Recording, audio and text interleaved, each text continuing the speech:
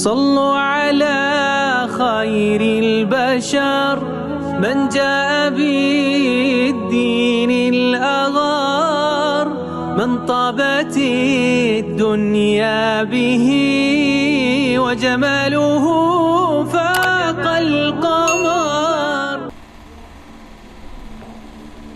Bismillahirrahmanirrahim.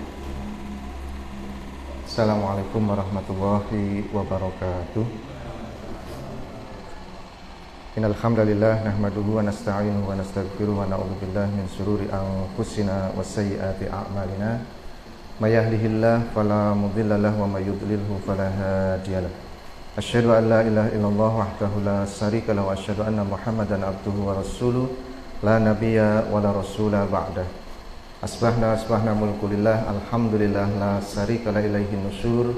Asbahna ala fitratil islam wa kalimatil ikhlas wa ala dini nabiyina Muhammad sallallahu alaihi wasallam wa ala millati abina Ibrahim hanifa muslima ma kana minal musyrikin. Rabbi israh li sadri wa yassir li amri wahlul 'uqdatam min lisani yafqahu qawli wa ba'du. Fa ya ayyuhal khadirun usikum wa iyaya nafsi bi taqwallahi faqad fazal muttaqun. Kama qala Allah Ta'ala ya ayyuhalladzina amanu taqullaha haqqa tuqatih wa la tamutunna illa wa antum muslimun wa ba'du.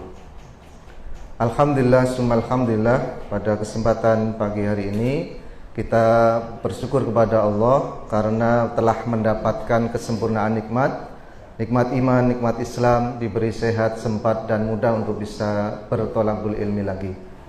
Salawat dan salam kita sanjungkan pada Nabi Agung Muhammad sallallahu alaihi wasallam, para istri, keluarga, sahabat semuanya, sampai kepada pengikut beliau hingga akhir zaman.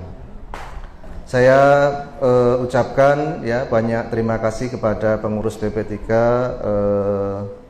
Al-Mutakin ya, dan juga BP3 BMA ya, BMA cabang Kendal yang telah menyelenggarakan kegiatan ini, dan saya memberikan apresiasi yang setinggi-tingginya karena mengajak kepada umat ya untuk memahami apa yang menjadi kebutuhan dan kewajiban mereka.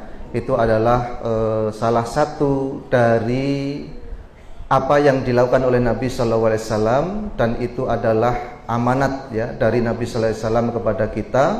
Ketika kita mampu melaksanakannya, mampu menyampaikannya, mampu mengajak umat kepada ad-da'wah ya bil hikmah wal mau'idhah al hasanah, maka itu prestasi yang luar biasa. Di tengah-tengah gempuran dan juga suasana yang luar biasa, dan kita semua melihat bahwa tanda-tanda akhir zaman sekarang sudah banyak kita lihat. Maka dari panitia memberikan materi, judul materi kepada saya ya, mendidik anak di akhir zaman. Pertanyaannya ya, akhir zaman ini mulai ini kapan, Pak? Apa bar pengajian iki? Kan harus tahu dulu kenapa kita adakan kajian pendidikan di akhir zaman. Terus mulai ini kapan? Nek mulai nekat biyen berarti telat ngadak kene iki, Pak. Ya. Kalau nanti kita baru sekarang penyampaian lalu setelah itu dibuka akhir zaman, ya mungkin itu sah-sah saja. Ayo oke wong ke pondok kabeh ya. Ada yang dari beberapa tempat, tapi orang pondok pesantren, tapi pondok makan ya. Akhir zaman dimulai kapan, Pak? Ini untuk mendeteksi ya, apakah nanti sesuatu yang kita sampaikan ini masih otentik atau masih relevan dan ada korelasinya dengan zaman yang ada kita sekarang ini. Kapan mulai akhir zaman itu? Ayo. Kalau tanda-tandanya sekarang sudah akhir zaman. Padahal kan kita kone kapan dimulai tadi, Pak. Sesuk. Maaf ya, ini interaktif saja ya, karena materinya sebetulnya sedikit, Pak. Nanti kalau tidak diberi intermezzo seperti ini, satu, cepat selesai pasti. Nomor dua, tidak memahamkan ya, tidak memahamkan. Dan saya suka kalau sebentar selesai itu, suka gitu ya. Tapi nanti kalau tidak paham jadi tanggung jawab saya, ya. Ana mas'ul. Maka ketika itu tidak memahamkan, saya mempunyai kepentingan untuk menggiring opini antum sekalian, baik yang hadir maupun yang ada di media, untuk bisa memahami kapan sih akhir zaman itu dimulai. Berdasarkan fakta dan juga sejarah dan nas-nas Al-Quran maupun Al-Hadis, akhir zaman itu dimulai ketika dilahirkannya Nabi kita Sallallahu Alaihi Wasallam. Jadi itu permulaan akhir zaman dimulai, Pak. Karena Nabi kita sebutannya apa? Nabi akhir zaman. Jadi Pak, 1400 tahun yang lalu sebetulnya itu sudah include ke dalam akhir zaman itu sendiri. Maka ketika kita baru ngeh sekarang, ya, baru sadar, baru melek, ya, tentang kondisi, ya maaf, itu karena kelalaian kita, karena ketidakperhatian kita terhadap alam, dan juga kurang perhatian yang kita terhadap syariat Islam itu sendiri. Maka ketika Syekh Ahmad Deedat mengatakan, ya, kenapa umat Islam tertinggal dari umat yang lain? Maka dijawab sendiri oleh beliau, sesungguhnya umat Islam tidak tertinggal dari yang lain, tetapi umat Islam meninggalkan Islam. Artinya apa, Pak? Artinya syariat yang dibawa oleh Nabi kita Sallallahu Alaihi Wasallam adalah syariat yang memang diaplikasikan untuk kita, yaitu umat akhir zaman. Tanda-tandanya, satu, kelahiran. Nomor dua, diutusnya Nabi Sallallahu Alaihi Wasallam menjadi Rasul. Lalu terbelahnya bulan. Lalu di-Isra' dan Mi'rajkan. Semua, Pak, ya, yang dialami Nabi Sallallahu Alaihi Wasallam dalam sirah itu adalah tanda-tanda akhir zaman. Sehingga muncul sabda-sabda Nabi yang menggambarkan hal-hal yang belum datang. Maka disebut al-ghaibiyat, sesuatu yang gaib, yang kita belum pernah lihat, yang kita belum pernah tahu, dan kita belum pernah merasakan. Maka di dalam Al-Quran ayat yang pertama disampaikan dalam surat Al-Baqarah, alladzina yu'minuna bil ghaib. Tidak disebut orang beriman kalau dia tidak mengimani yang gaib. Karena separuh dari syariat yang dibawa oleh Nabi Sallallahu Alaihi Wasallam adalah perkara gaib, Pak. Nah, maka tiba saatnya, ya, sekarang kita sudah menyaksikan hampir 80% apa yang menjadi pengkabaran dalam Al-Quran, apa yang menjadi sabda dari Nabi Sallallahu Alaihi Wasallam, dan apa yang menjadi prediksi dari para salafun as-soleh itu sudah terjadi dan sudah bisa kita lihat, bahkan kita rasakan. Maka dengan meleknya kita terhadap kondisi kita, itu satu anugerah dari Allah Subhanahu wa taala, bahwa kita adalah orang-orang yang masih dalam lingkup dirahmati oleh Allah Subhanahu wa taala tadi. Karena kalau kita tidak dirahmati oleh Allah, kita dibiarkan, Pak, seperti mereka. Ahad penae nanti, pit-pitan beda, wah gitu. Ahad penae nanti, ya rekreasi saja. Ternyata kita diberi hidayah oleh Allah Subhanahu wa taala, ahad tolakul ilmi, Pak. Dan yang dikaji enggak tanggung-tanggung nih, Pak, ya. Mendidik anak di akhir zaman. Aku dewe kaget sebelum. Karena apa? Ekspektasinya besar. Ini ruang lingkupnya tidak terbatas. Maka untuk menyederhanakan kajian pada kesempatan hari ini, saya akan bawakan beberapa teori, ya, yang ada keterkaitannya dengan Al-Quran, ada keterkaitannya dengan sabda Nabi, dan juga petuah petunjuk para ulama yang mereka sikoh di dalam mengamalkan Al-Quran dan As-Sunnah, ya. Jadi kapan dimulai akhir zaman? Sejak dilahirkannya Nabi Sallallahu Alaihi Wasallam. Maka sampai 1400 tahun hingga kini, ya, 40 berapa sekarang? 8, ya. 47 atau 48? Wayo tahun hijrah rak do kilingan toh. 1400. Padahal sing takon dhewe ora kelingan, Pak. Ya, sekitar itu ya, 1400 lebih. Maka sebetulnya para ulama ya, pewaris para nabi sudah tasnif ya, mengkodifikasi.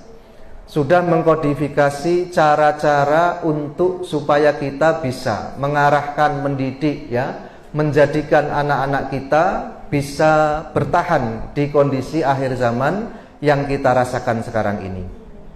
Maka tidak luput, Pak, metode yang dicanangkan oleh mereka ya, banyak sekali ya ulama yang menulis tentang metode pendidikan, tidak bisa kita sebut satu-satu. Yang paling terkenal pasti Hujjatul Islam Al-Ghazali, lalu As-Syafi'i As-Shaghir ya, Ahmad bin Ar-Romli, lalu An-Nawawi, Al-Bantani dan seterusnya.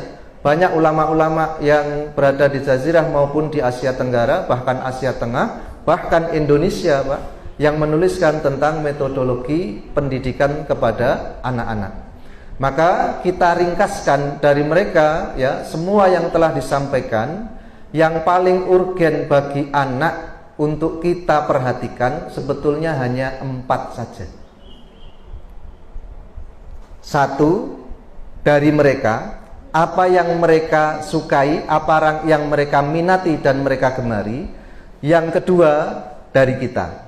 Jadi timbal balik ya, ada kita mempelajari atau mengajarkan anak itu dari psikologis mereka. Yang kedua, memang dari perhatian kita.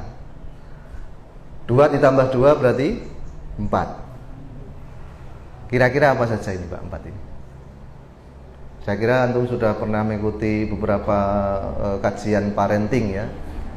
Yang pasti banyak sekali metodologi yang disampaikan oleh para pemateri dalam parenting anak ya di akhir zaman, yang begitu luas ya, sehingga kadang-kadang kita untuk mengaplikasikannya, menerapkan di dalam kehidupan sehari-hari kita jadi bertanya, dari mana kita akan memulainya? Maka yang patut kita ketahui ya, dari kecenderungan anak, Pak. Sekarang semua yang hadir insya Allah sudah mempunyai anak ya, sudah berkeluarga, mempunyai anak. Kalau yang belum ya kita doakan segera ya. Kira-kira yang disukai oleh anak itu apa, Pak? Main, terus apa? Jajan, HP. Terus sebut kita ora susi ana sing nyangkol. Apa yang disukai anak? Ya, 1 kisah. Ya. Maka rebut hati dan perhatian anak kita dengan menggunakan kisah. Jadi kalau kita direct ya, kamu nggak boleh seperti ini, kamu jangan seperti itu bagi anak yang logikanya belum sempurna, dia tidak akan bisa, Pak, mengaplikasikannya. Tetapi gambarkan, sampaikan kepada mereka melalui kisah. Sehingga Allah sendiri dalam Al-Quran ya, mengajarkan kepada Nabi kita Muhammad SAW itu melalui beberapa kisah, Pak. Dalam surat Yusuf ayat yang ketiga, Allah Subhanahu wa taala berfirman, A'udzubillahi minasyaitonirrajim, nahnu naqussu 'alaika ahsanal qasas bima auhayna ilaika hadzal Qur'an. Nahnu ya, utawa ana sapa kita nakusu wis temen-temen nggih, paring kisah, paring cerita sapa kita alaika ing atase sira ahsana ing sak bagus-baguse al-qasas pira-pira kisah, bima kelawan barang auhaina kang nurunake wahyu sapa kita ilaika marang ingsun ya, hadzal Qur'an wujute Qur'an iki. Beleni, Pak Eko. Ya. Nah, ini kalau tidak pakai seperti itu nanti ilmu nahwu saraf kita lupa. Ya. Padahal di Al-Mutakin itu standar nahwu sarafnya bagus. Ya. Karena tidak pernah dipakai, karena tidak pernah ya sampaikan karena tidak pernah dikaji ulang, ya maka lupa. Nah, ini kita untuk mengingatkan ya, satu teguran bagi saya secara pribadi bahwa ilmu itu ya seperti buruan. Kalau tidak diikat, ya lari. Maka sayyid ya, ikat dia dengan tulisan, ikat dia dengan pengulangan. Maka Allah mengatakan kami ya, apa beda kata ana ya, saya dalam Al-Quran dan nahnu. Soalnya Ustaz kabeh iki ben rada jerustik gitu ya. Apa bedanya kata saya dalam Al-Quran dan nahnu ketika Allah berfirman?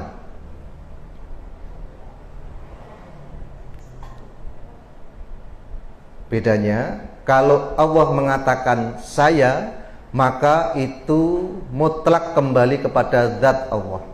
Fanafahtu fihi min ruhi, maka yang meniupkan ruh Allah langsung. Kalau Allah mengatakan nahnu, maka Allah melibatkan perangkat. Siapa perangkat dari Allah? Para malaikat, para makhluk. Nahnu nakusu, maka Al-Quran tidak langsung disampaikan kepada Rasul kecuali melalui lisan Jibril alaihissalam. Dan itu adalah nahnu dari Allah kepada Jibril diberikan kepada Nabi Sallallahu Alaihi Wasallam. Ya, maka Allah mengatakan nahnu, kami, tidak cukup saya, tapi ada perangkat, tapi ada makhluk lain yang saya libatkan di dalam keikutsertaan mereka untuk bisa mendapatkan pelajaran dari Al-Quran ini. Ya, Al-Quran turun berapa tahun, Pak? 23 tahun ya. Selama itu Allah mendidik Nabi kita dan umat Islam untuk bisa paham syariat-syariatnya. Maka ketika Allah mengatakan dalam Al-Quran nahnu naqussu 'alaika ahsanal qasas, dan sudah kami berikan kepada engkau ya sebaik-baik kisah di dalam Al-Quran, maka artinya apa, Pak?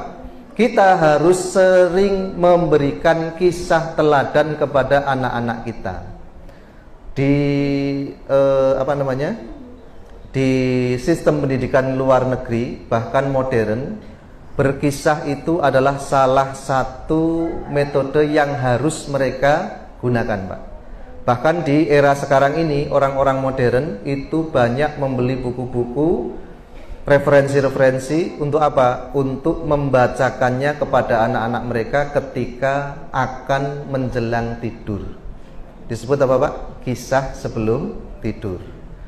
Nah, ironinya mereka yang dibaca kadang-kadang bukan kisah-kisah yang realita, bahkan khayalan, bahkan imajinasi.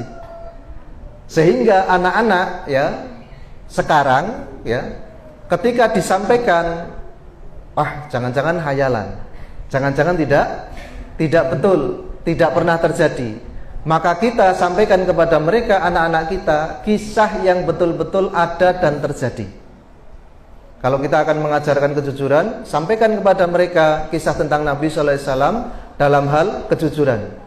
Kalau kita akan menyampaikan kepada mereka ya tentang kepemimpinan, maka sampaikan kepada mereka kisah-kisah yang menceritakan tentang kepemimpinan.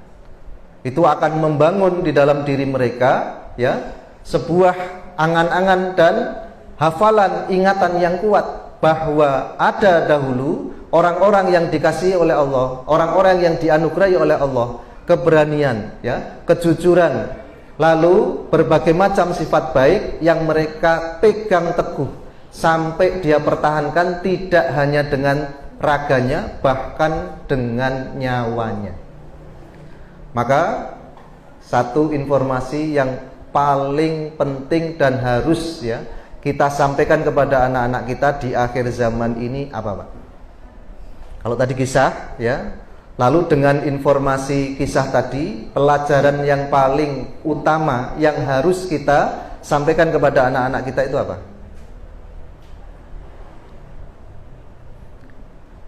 Tok nek ora tau ndongeng ya. Padahal anak-anak itu paling suka diceritakan, ya. Ya tidak harus menjelang tidur, sedang boncengan bersepeda, sedang ada acara makan bersama, sedang ada kegiatan bermain. Kasih ya motivasi dan cerita. Lalu menjelang tidur itulah utama-utamanya kita menanamkan kepada mereka. Apa yang harus kita tanamkan? Tauhid. Tauhid. Surat Muhammad ayat yang ke-19. Apa bunyinya, Ustaz? Bunyinya apa? Ustaz? Fa'lam annahu la ilaha illallah wastaghfir lidzanbik walil mu'minina. Ya, jadi ilmu, informasi, pelajaran yang pertama kali harus kita tanamkan kepada anak itu adalah pelajaran tauhid, supaya mereka tertanam di dalam jantung sanubari mereka kalimat la ilaha illallah.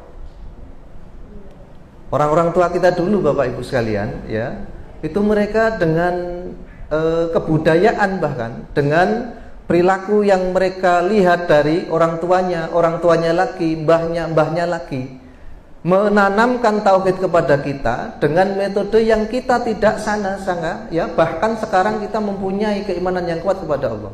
Bagaimana caranya? Digendong, dinina bobokkan, dibacakan kalimat tauhid, Pak. Walaupun dengan bersenandung, boleh enggak? Boleh. Apa dengan bayi kita langsung tunjuk tangan? Ayo katakan la ilaha illallah? Enggak mungkin. Ya, kita semua merasakan goyang ibu kita merasakan semua, ya, dari apa yang mereka tuangkan ke dalam hati kita. Apa yang mereka bacakan? Senandung la ilaha illallah. Ayo, mestine kudune do hafal. Soalnya mbiyen tahu krungu, ya. Kita dibuai, digendong, dinina bobokkan, lalu mereka mengatakan, apa Pak? La ilaha illallah. Itu kan? Ayo dieling-eling. Oh, berarti nera kelingan ra tahu ya. Atau jangan-jangan ada yang miss di keluarganya. Di masa kecilnya orang tuanya tidak meninabohkan dengan kalimat tauhid. Ya. Saya ini malah diganti narasinya, ya. Diganti dengan lagu, diganti dengan ya syair-syair, ya. Syair boleh, Pak. Syair boleh. Syair boleh, tetapi syair yang ada kandungan tauhidnya. Ya tadi seperti nadom tadi kan itu tauhid. Dan itu syair, Pak. Ya. Pasti kita ingat. Kenapa? Karena ditanamkan di alam bawah sadar kita ketika kita menjelang tidur, menjelang istirahat. Terus seperti itu, Pak. Maka setelah ada akalnya, ada kemampuan untuk berkomunikasi, baru, Pak, disampaikan kisah, disampaikan contoh, disampaikan sesuatu yang bisa menggugah pengetahuan dari anak tersebut. Ya. Maka di dalam Al-Quran banyak sekali, ya, ayat-ayat yang menggambarkan tentang kisah. Dalam surat Al-A'raf, ya, 176 Allah juga berfirman, A'udzubillahi minasyaitonirrajim, faqsusil qasasa la'allahum yatafakkarun.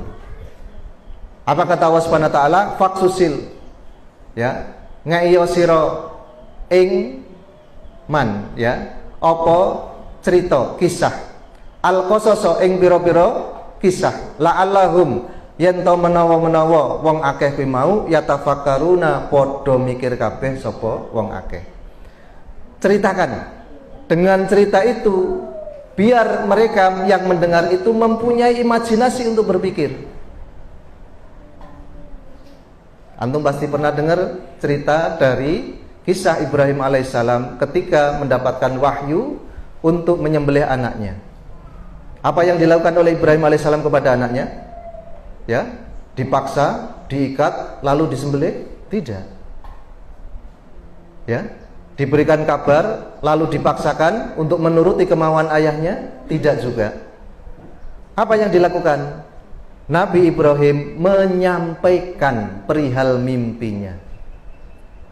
Wahai anakku, sesungguhnya saya mendapatkan wahyu dari Allah Subhanahu wa taala. Kok wahyu itu menyuruh supaya aku menyembelih engkau? Maka Ibrahim yang pada waktu itu sudah balagha sa'ya, sudah mencapai umur bisa berpikir, bisa berusaha, bisa melakukan aktivitas kemandirian. Apa yang dikatakan oleh Ismail alaihissalam? Dia menerima informasi tadi, lalu mengolahnya menjadi data dan dipikirkan. Maka kalau itu perintah Allah, tidak ada yang salah. Kok bisa menyimpulkan seperti itu, Pak? Karena tauhidnya kuat. Ya. Coba antum kepada anak antum. Nang, no, sesuk nek bar lulus SD, lulus ke setingkat SD, nanti mondok ya. Ada yang mau, Pak? Gak ada. Gak ada.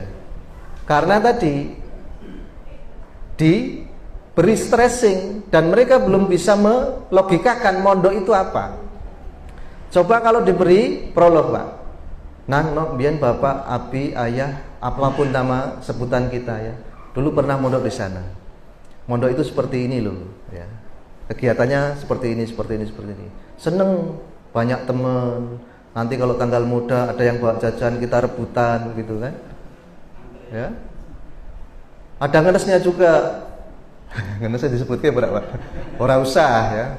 Sebab ngenesnya sudah kita tahu, ya. Sangu sing dikeke esuk awan wis entek itu kan juga sebuah cerita, tapi juga jangan disampaikan. Ya. Maka dengan cerita tadi, anak tidak usah disuruh, Pak. Anak nggak usah disuruh. Dia akan melontarkan dengan kerelaan hati dia. Bi, bapak, ayah, kalau gitu saya nanti kalau lulus mau mondok aja ya. Dadak ngakon apa ora, Pak? Enggak itu. Ada kata perintah di situ? Tidak juga. Ya. Berarti yang salah selama ini kita metodenya. Saya yakin karepe wong tua karo anak tidak ada yang buruk. Tapi kadang-kadang cara orang tua menyampaikan kepada anak tidak tepat. Maka bangun, Pak, kemampuan kita untuk bisa melogikakan, mengutarakan ya suatu maksud dengan kisah. Supaya dengan kisah tadi orang yang mendengar objek yang kita maksud mempunyai logika dan nalar, lalu mengiyakan atau bahkan menolak dengan kemampuan nalar dia. Nah, ini maaf ya. Jadi Allah mengatakan faksusil qososo. Ceritakan, ya, ceritakan. Maka ketika kita ceritakan kepada mereka, apa kata Allah? La'allahum yatafakkarun, supaya mereka bisa berpikir.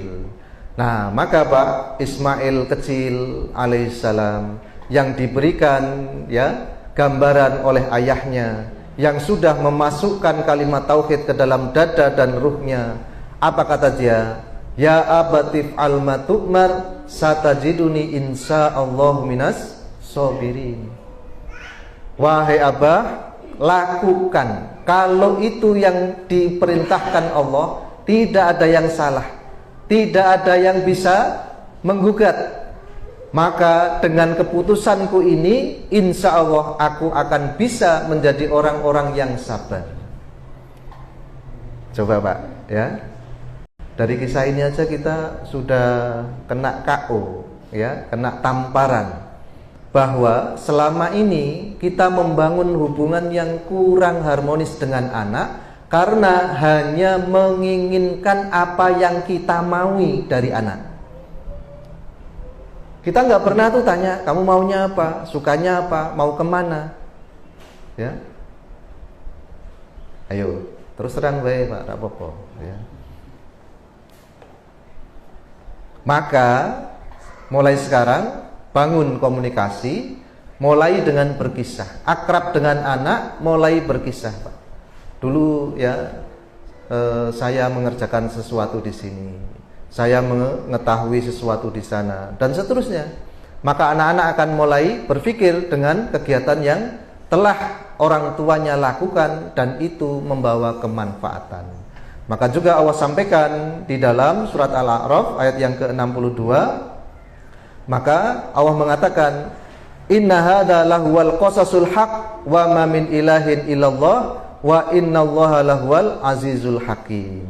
Ya, inna sak temene hadza iki iku lahuwal qasas, ya pira-pira kisah al-haq sing bener-bener hak. Wa ma min ilahin illallah, lan ora ana sangka sesembahan angin Gusti Allah. Maka ketika kita sudah mengatakan suatu kisah tadi kepada anak-anak kita, yakinkan anak tadi dengan mengatakan, ini betulan loh nak, ini betul-betul terjadi, ini real story, ini real betul ada, bukan seperti Superman, ya, Wonder Woman atau kisah-kisah superhero yang lain yang tidak bisa kita ketemukan dalam alam kenyataan. Ya, mau contoh orang yang bisa terbang, Nabi SAW di Mi'raj kan bisa terbang. Mau contoh superhero yang bisa memecah batu, bahkan Nabi bisa memecah bulan. Coba, mau kisah apa? Ada semua Pak. Nabi plus turunannya para sahabat. Kok kurang referensi? Tabi'in. Kurang referensi? Itba'ut tabi'in. Terus Pak, orang-orang soleh sebelum kita, mereka penuh dengan kisah hikmah dan mereka betul-betul mengerjakan. Ya, ini makanya pertama metode yang harus kita lakukan, pendekatan dengan menggunakan kisah.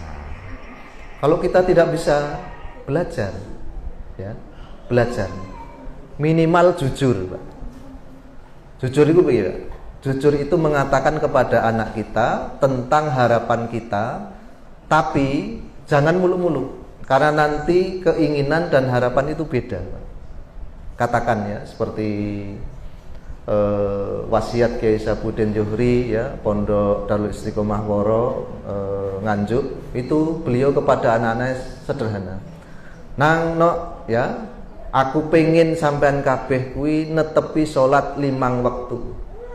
Kuwi tok aja ditinggal.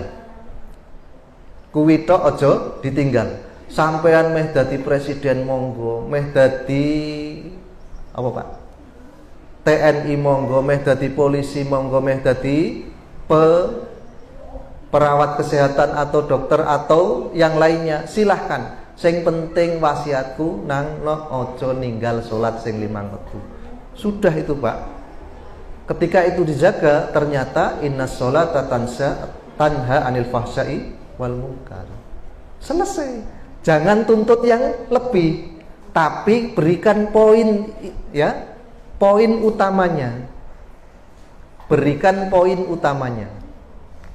Nanti selesai itu Pak. Kita nggak usah nuntut anak kita berbakti, insya Allah mereka tahu diri. Kita nggak usah menuntut mereka untuk rajin, insya Allah nanti rajin sendiri. Karena dengan membenarkan sholat, memperbagus sholat, otomatis akan dibaguskan, dibenarkan, dibenahi oleh Allah Subhanahu Wa Taala segala urusan dari anak-anak kita tadi. Ya, maka tadi ya, yang pertama berkisah. Nomor 2 Pak, yang disukai anak itu Pak. Nek kesuwen loro ya. Apa yang disukai anak? 1, mendengar cerita. Yang nomor 2 apa Pak? Menirukan. Menirukan. Maka tidak ada dari anak, pasti dia akan melihat, memikirkan, lalu menirukan apa yang dia lihat. Ya, kalau yang dilihat kok, ya maaf ya, tayangan-tayangan, konten-konten yang kurang baik, maka dia akan meniru seperti itu. Kalau yang dilihat konten, tayangan dan orang tua yang baik, maka dia akan meniru yang seperti itu juga. Ya, maka di dalam surat Al-Ahzab ayat yang ke-21, Allah Subhanahu Wa Taala berfirman, ya, laqad kana lakum fi Rasulillahi uswatun hasanah.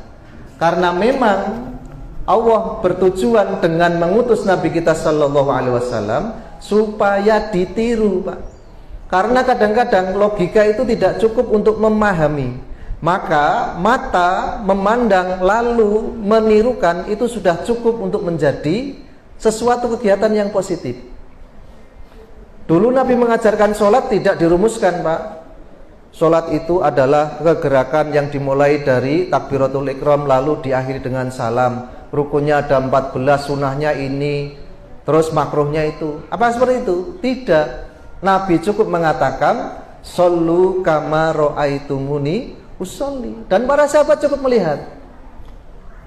Dan ini metode yang paling canggih yang kita bisa gunakan untuk membenarkan dan mendidik anak-anak kita. Dengan apa, Pak? Memberi contoh. Suatu ketika, ya, di perumahan X, ya, kita samarkan perumahannya. Ada seorang anak kecil perempuan, ya, yang dipanggil oleh teman-temannya. Ya, kita beri inisial saja, ya, anak tadi dengan M. Wahai M, mari kita main. Ayo M, kita main, ya. Maka mendengar panggilan dari teman-temannya tadi, si anak M tadi keluar dengan terburu-buru karena saking senengnya, saking girangnya akan bermain bersama-sama dengan teman-temannya tadi. Ternyata, Pak, setelah dia buka pintu, tadi malam itu baru hujan gerimis. Dan dia tidak sadar kalau kaset di depan rumahnya itu basah. Karena tidak hati-hati, tergesa-gesa, kepingin menyamperi atau bersama dengan teman-temannya, dia melangkah kakinya dengan lalai tadi, terpelesetlah dia lalu jatuh. Apa yang terjadi, Pak? Anak-anak tadi yang manggil itu, anak-anak yang tadi manggil itu dengan serempak mengatakan dan pakai isyarat, Pak, kasihan deh lu, gitu. Tangannya dikenek, Pak, kalau ngomong kasihan deh lu, gitu. Dan tidak ditolong. Ini kejadian di suatu pagi, ya. Di kemudian harinya, ya, anak inisial M tadi menemani ibunya masak di dapur. Lalu karena ya tadi aktivitas yang banyak, mungkin tergesa-gesa dan lain sebagainya, tangan si ibu terkena sayatan pisau. Dan dia menunjukkan kepada anaknya yang M tadi, aduh nak, tangan ibu terkena pisau. Apa yang dilakukan anak tadi? Podo, Pak, kasihan deh lu. Ya, wis dong ngrasake kabeh saiki. Kalau kita melakukan aktivitas, kegiatan tertentu dan anak-anak kita mengembalikan kepada kita, ya bukan salah mereka. Itu kita yang ngajarin. Kok di rumah kita sering teriak-teriak, berkata dengan nada yang tinggi, lalu berkata-kata dengan kata-kata yang kotor, dan mereka seperti itu, sing salah jane sapa? Orang tuanya. Cukup? Ayo udah diteruskan lemes, Pak. Ya, saya akhiri contoh ini dengan perkataan Imam Malik. Imam Malik pernah ditanya, ya, ada seorang datang kepada Imam Malik lalu bertanya, wahai Imam Malik, saya punya tetangga, anaknya melakukan kegiatan A, B, C, disebutkan dengan konotasi yang negatif. Maka bagaimana anak ini, ya Imam? Maka Imam Malik mengatakan, fangdur abah, nek ono anak bocah kok kaya ngono, delok opak nih. Wis iki rasa diteruske, ya. Sudah cukup. Jadi kesalahan itu bukan dari semata-mata anak kita, Pak. Tapi kesalahan kadang-kadang kita yang ciptakan. Ya. Maka ini ada tenaga kesehatan, ya, kita analogikan. Kenapa keluarga atau orang-orang yang mengidap penyakit tertentu 90% atau dikurangilah 80% anak-anak mereka mengidap penyakit yang sama. Genetika, yaitu mungkin faktor tertentu ya. Tapi yang dominan adalah kebiasaan orang tua. Kenapa ada orang tua yang mengidap penyakit gula, lalu anaknya ya cenderung atau mudah terjangkit penyakit gula juga? Karena tadi Pak, pola hidupnya. Bapaknya suka manis, emaknya suka manis, anaknya jadi suka manis. Paham ya sampai di sini ya? Nah, maka ya ini ya, dua metode ini tidak boleh ditinggal salah satu, Pak. Cerita tok sing api-api, kelakuane jenengan, maaf ya. Nerangine ra do melek masalah iki ya. Harus dibangunkan. Ayo kum. Ya, dibangunkan. Ya. Perilaku kita tidak baik, maka 50% anak kita jadi baik, yang 50% lagi tidak baik. Kita tidak pernah berkisah, lalu kita mempunyai sikap baik, perilaku yang baik, 90% anak kita baik, Pak. 10%-nya tidak baik. Tapi kalau kita adopt dua-duanya, kita pakai dua metode ini, maka 95% anak kita baik. Walaupun maaf ya, ini kadang-kadang ada yang sudah terlalu masa yang jauh, sehingga anak-anak kita ada ya, dari kelalaian, keteledoran, ketidak ya tahuan kita tentang syariat dan ilmu ya, terlanjur berkarakter yang tidak kita inginkan, tidak kita harapkan. Ya itu sudah takdir, sudah. Jangan kita sesali. Tapi Pak, apakah harus kita berdiam diri? Esporah karang takdir terus dijolai? Ada yang seperti itu? Kalau ada, kebangetan banget itu. Orang tua itu harus mempunyai sifat warisan dari Nabi Shallallahu Alaihi Wasallam. Surat At-Taubah ayat yang terakhir. Laqad ja'akum rasulun min anfusikum azizun 'alaihi ma anittum harisun bil mu'minin raufun rahimun. Ini kenapa di At-Taubah enggak pakai bismillah, Pak? Karena bismillahnya diakhirkan. Raufun rahimun rahman rahim. Itu rahasianya. Cokondo-kondo tapi ya. Rahasia masalahnya ini. Maka ketika kita mempunyai kasih sayang dan kelembutan ya, al-hilm di dalam kolbu kita kepada anak-anak kita, kita tahu itu sudah terlanjur, kita tahu mereka sudah tidak bisa kita handle, maka belas kasih sayang kita tidak putus dengan membiarkan mereka, dengan mengacuhkan mereka, bahkan maaf, dengan menyingkirkan atau memarginalkan mereka. Porah rak kena kandani, wis ben rak ning omah. Atau bahasa yang paling sering kita dengar ya, paling sering membuat sayatan di dada kita dan hati kita. Orang-orang tua yang sering mengatakan, wis porah ilang-ilangan anak siji itu, Pak. Oh, hilang temenan itu. Betul. Ya. Karena doa orang tua mustajabah. Maka kita harus punya rasa rauf, rahim tadi dari Nabi sallallahu alaihi wasallam. Oh, itu anak saya, itu keturunan saya. Kalaupun dia belum baik sekarang, angkat tangan kita, Pak. Ya Allah, perbaiki dia. Wes tahu? Belum. Ngono karepe ya sing apik-apik kabeh tadi ya. Maaf ya. Jadi itu yang ketiga, Pak. Doa itu qobla wa ba'da. Artinya apa? Sebelum menikah kita harus minta kepada Allah diberi anugerah istri yang menyempurnakan kita.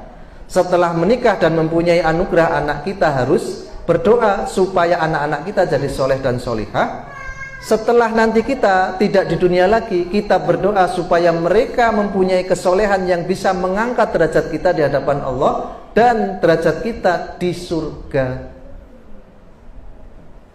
Maka Nabi Ibrahim alaihissalam mengangkat kedua tangannya dan mengatakan, Rabbi wab'as fihim rasulan, ya Allah, dan utuslah seorang rasul di sini. Ketika beliau mengantar Ibunda Hajar dan Ismail di Makkah, seorang rasul yang nanti membacakan kitab, membersihkan hati mereka dan mengajarkan kepada mereka Al-Quran. Maka Al-Quran dan Al-Hikmah. Maka kapan itu Pak dipenuhi oleh Allah Subhanahu wa taala doa tadi? Kapan? 2000 tahun, bahkan lebih, hampir 3000 tahun baru dilahirkan Nabi kita Muhammad sallallahu alaihi wasallam. Jadi Pak, nek jenengan ndongake anak, ojo ndelok iklan bodrek. Sirahe ngelu, tuku bodrek, diombe terus mari. Berapa durasi iklan? Menit. Anak kita itu produk dari pengalaman dan kesalahan kita. Iso kaya ngono kuwi ya wektune dawa. Nek ndadekke mari, ojo ngarep instan. Doakan mereka, jangan putus asa. Terus angkat tangan kita. Cari waktu-waktu istijabah, cari tempat-tempat istijabah, cari orang-orang yang doanya istijabah. Ada berapa tadi? 3. Waktu, tempat, orang. Awake dhewe rumangsa salah, nek ndonga sering baper ya. Sakjane aku ora salah-salah nemen, kae salah bocah. Enggak jadi, Pak. Cari orang yang ikhlas. Cari orang yang ikhlas, suruh mereka mendoakan anak-anak kita. Ya, walau pakai kompensasi nggak apa-apa. Ya, datang betul-betul datang bawa gula kopi, ya maaf ya. Minta didoakan keluarga kita, diri kita, anak-anak kita. Itu doa. Dan jangan harap instan. Maka Nabi Ibrahim mendapatkan qabul dari doa itu hampir 3000 tahun. Kalau kita baru sehari, 2 hari, 3 hari, 1 tahun, 2 tahun, jangan bosan. Karena apa? Kita harus punya Raufun Rahimun, titisan dari Nabi kita Muhammad SAW. Kalau itu adalah anak kita, darah daging kita, amanat yang diberikan oleh Allah kepada kita. Maka kita tidak boleh Pak putus asa dan menyia-nyiakan mereka, anugerah dari Allah atas diri kita. Dan Nabi Ibrahim juga tidak cuma mendoakan jangka panjang Pak. Nabi Ibrahim juga mendoakan jangka pendek dan menengahnya. Rabbij'alni muqimas shalah wa min dzurriyyati. Ya Allah, jadikan aku pertama kali Pak, jenengan nyuruh anak sholat, jenengan dereng sholat, itu bakal dinilai negatif. Kalaupun anaknya berangkat, di dalam hatinya mengatakan, Bapak ayo urung sholat kok. Begitu. Ada seperti itu Pak. Maka Rabbij'alni, kita dulu dimintakan kepada Allah untuk benar. Baru wa min dzurriyyati, dan anak keturunan saya ya Allah. Ya. Coba di angan-angan ya, perhatikan lagi, apakah kita sudah menepaki step by step dan juga sabar di dalam setiap langkah dan step ya, tahapan yang kita lalui tadi. Maka mintalah tolong kepada Allah ya. Apa caranya ya? Wasta'inu bis sabri was shalah. Mintalah tolong kepada Allah dengan cara bersabar lalu menegakkan sholat. Insya Allah Bapak Ibu sekalian yang dirahmati oleh Allah Subhanahu wa taala, anak-anak kita, bahkan kita, keluarga kita, anak-anak kita, keturunan-keturunan kita akan mendapatkan perlindungan dan diberi anugerah kesolehan oleh Allah Subhanahu wa taala. Yang terakhir ya, kalau 3 tadi sudah, maka yang keempat adalah lingkungan Pak. Carikan komunitas, carikan teman main, carikan tempat belajar, carikan lingkungan yang kondusif bagi anak-anak kita. Karena sabda Nabi sallallahu alaihi wasallam, almar'u ala dini ahihi. wong iku dibiji sangka agamane kanca-kancane. Wa fi riwayatin khalilihi, kanca cepake. Kok runtang-runtung ya, seperti karib ya, yang kemanapun ada dia pasti ada anak kita, tapi yang didekati ini kok kurang baik, cegah Pak. Jangan main dulu ya, ini kamu waktunya belajar. Atau anaknya yang tadi kita cegah, jangan ajak main dulu, anak saya mau belajar. Ojo di pegat pekso, okay? Tapi bertahap. Maka ketika nanti ya orang-orang yang mempunyai perilaku atau lingkungan yang mempunyai perilaku buruk itu kita jauhkan dari keluarga kita, insya Allah mereka akan lebih mampu untuk mengaplikasikan ketaatan kepada Allah. Gimana mau mereka mau sholat tepat waktu, digondeli kancane, ngose eman-eman gerek sidik iki. Ya, tanggung tinggal sedikit lagi selesai. Pasti gak akan berangkat sholat Pak. Coba kalau lingkungannya kondisi, dengar adzan pasti disenggol, ayo sholat sih. Lah iki piye? Wes gampang koyo ngono kok keri. Begitu ya? Apa jangan-jangan yang gondeli awake dhewe kayak gini gitu. Bi sholat sih bi, alah ngusik sebentar tanggung gitu ya. Wah ini masalah ini bapaknya ya. Nah, maka carikan lingkungan, carikan teman, carikan komunitas yang bisa menjadikan anak-anak kita soleh. Saya ingat salah satu hadis Pak ya, hadis panjang dalam bab taubat tentang seorang yang membunuh 99 orang plus orang yang mengatakan dia tidak berhak masuk surga, genap 100. Ketika dia datang kepada orang alim ya, maka dia ditanyakan kepada orang tadi, wahai Kisana, bisakah saya masuk surga dan mendapatkan ampunan dari Allah? Apa kata orang alim tadi? Oh bisa. Siapa yang bisa mencegah taubatmu kepada Allah? Ya tinggal karepmu, niate piye? Ya saya betul-betul niat. Oke, nek kamu niat, tolong tinggalkan tempatmu. Ya. Kenapa kok harus meninggalkan tempat?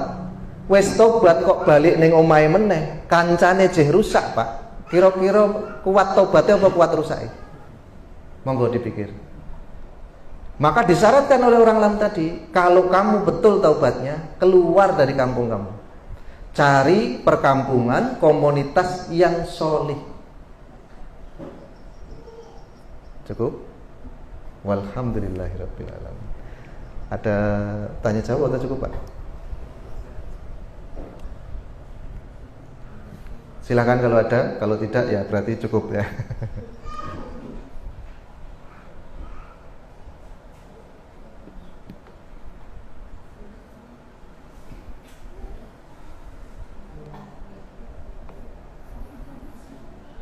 Tidak ada? Oke, alhamdulillah. Berarti paham nggih. Nanti kalau kalau mis lagi saya anabari uminkum ya. Ala qad balagtu ya, bukankah sudah saya sampaikan, maka ini penyampaian yang kamil mukammalah ya, yang sudah saya ringkaskan dan kita sempurnakan dari beberapa referensi, yang utamanya dari beberapa metode itu 4 poin inilah yang menjadi pointer terbesar yang bisa membentuk karakter anak-anak kita, wabil khusus di akhir zaman sekarang ini. Nanti kalau ada pertanyaan tentang HP, ya pendampingan. Kalau ada pertanyaan tentang media sosial, ya kontennya. Jangan salahkan HP-nya, jangan masalahkan media sosialnya. Ya, media sosial koyo duren, Pak. Nek nggih usum ra iso dicegati. Paham nggih? Sekarang musim durian, kok kita mengatakan, wah sakjane ra usah usum duren bae. Ndak bisa, karena itu sudah musim, waktunya datang. Maka kita suka atau tidak suka dengan durian, pasti minimal mencium baunya. Dan saya orang yang pusing Pak kalau mencium bau durian Pak. Betul. Nek mangan malah ora gitu. Nek tuku langsung semaput Pak. Gitu ya. Do pinter mantek ya pondok ya. Alhamdulillah. Maka tadi ketika kita ya memang menghadapi masa-masa yang oleh Allah diizinkan alat komunikasi dan media seperti ini, ya kita tadi pendampingan, pilihkan konten yang tepat untuk anak-anak kita. Beri porsi yang cukup, ojo kesuwen, ojo terlalu sebentar, ya. Karena ini sudah zamannya, Pak, tidak bisa dicegah, ya. Nanti kalau ada orang-orang ya, wah kita anti dengan handphone, ya dia sendiri nanti yang kesikilan bahasa sekarangnya, ya. Dia akan apa ya namanya? Tidak bisa mencapai urusannya dengan maksimal karena memang sekarang semua menggunakan ini ya, alat-alat seperti ini ya. Saya kira bisa dipahami. Alhamdulillah, aqulu qauli hadza astaghfirullah li wa lakum wa lisairil muslimin min kulli dhanbin astaghfirullahal azim. Kita cukupkan. Alhamdulillahirabbil alamin. Assalamualaikum warahmatullahi wabarakatuh.